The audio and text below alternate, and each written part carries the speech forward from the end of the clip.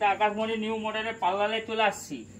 কিভাবে পিউ পালিশ করলে গ্লেজিং থাকে সেভাবে পালিশ করো, তাহলে একবারে গ্যারেন্টি, একবারে 10 বছর চেকচেক করবে, মাল কোনোদিন নষ্ট হবে না। একবারে যে শুধু পিউ মারছো না, সে গ্লেজ নষ্ট হয়ে যাচ্ছে, গ্লেজিং কমে যাচ্ছে, তোমরা ভাবছো যে গ্লেজিং কমে যাচ্ছে কেন, কিন্তু পয়সেন করে মারো, ঠিক রক্তে রক্তে মারাছে সেরকম মারো। আগে প্রথমে হাত সিলার মারবে, এই যে হাত সিলার, হ্যান্ড সিলার বলা হয়। এই সিলারটা মারলে গেলেই থাকবে এমনই।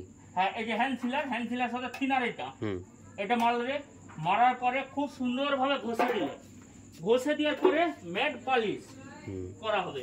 এই যে ম্যাট, এটা ম্যাট ঢালাই, ও ম্যাট পালিশ। এই যে এটা ম্যাটের হান্ডার, আর এই যে এটা ম্যাটের থিনার। এটা পিউ থিনারও কাজে লাগবে, ম্যাটের থিনারও কাজে লাগবে, দুটোই কাজে লাগবে। জোর পিউ, খুব সুন্দর পিউ। আর বন্ধুরা এই যে পিউ, লাস্ট ফিনিশিং পিউ দাও।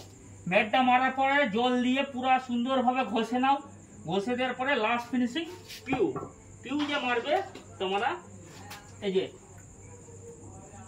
যে পিউ আর এই যে পিউ থিনার।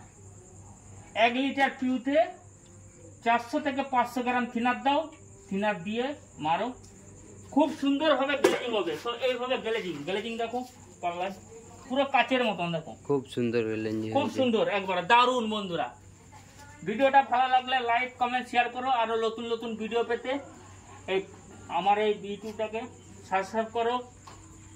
বন্ধুরা বাই বাই, টাটা, রাখছি, ওকে, অল দ্য বেস্ট। সবাই ভালো থাকবে, আশা করি সবাই ভালো থাকো। আর নতুন নতুন ভিডিও পেতে আমার আইডিটা লাইক কমেন্ট শেয়ার করো।